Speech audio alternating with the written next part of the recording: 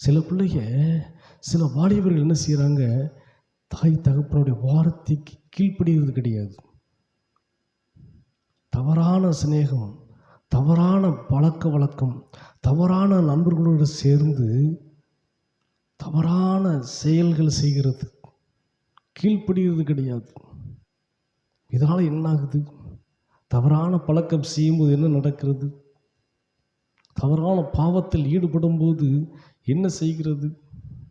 உடலில் வியாதி வருது, மனதில் உண்மையான சமாதானம் இருக்காது, கோபம், எரிச்சல், பிரச்சனை, ஒரு உண்மையான அன்பு, பாசம் எதுவுமே இருக்காது.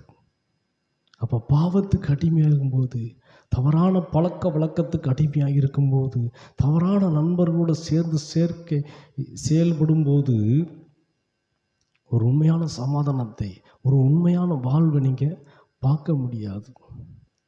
ஆகவே தவறான நண்பர்களுடைய பழக்கம்